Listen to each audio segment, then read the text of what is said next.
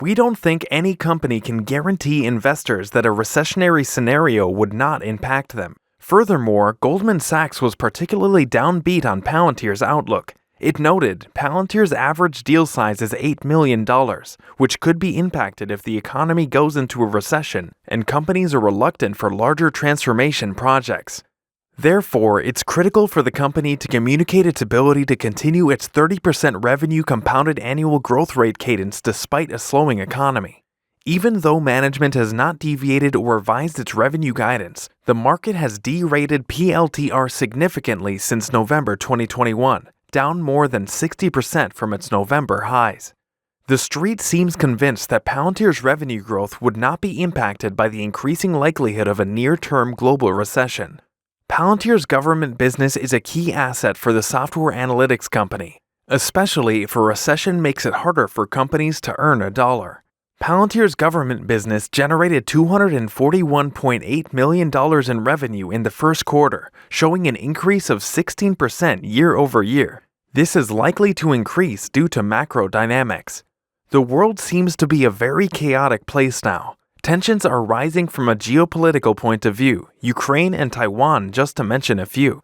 Inflation is running rife and supply chains still don't seem to be normalizing, not to mention any potential COVID relapse. For Palantir, all of these provides an opportunity to solve some of the world's most pressing problems for government, agencies, and companies alike. The company is built for bad times. We have heard this from Alex Karp many times. Besides a strong government business and favorable macro trends, Palantir has a fortress balance sheet that protects the firm against recession-induced downside. The big data company had $2.3 billion in cash on its balance sheet at the end of the first quarter, with assets many times the size of their liabilities. Additionally, Palantir is just on the cusp of being profitable. Estimates call for 16 cents per share in profits in full year 2022 and 24 cents per share in full year 2023.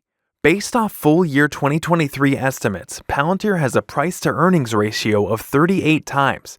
This is far from low, but not an outlandishly high ratio for a company that expects 30% annual revenue growth and improving margins. There's no denying it. The market doesn't value growth stocks very much right now, and this is why shares of Palantir have revalued to just $9. However, we believe Palantir represents good value at this price and valuation level, in large part because the firm will continue to grow its top line at impressive rates. Management recently reaffirmed its outlook for 30% annual revenue growth until 2025, and we believe this is a very achievable goal.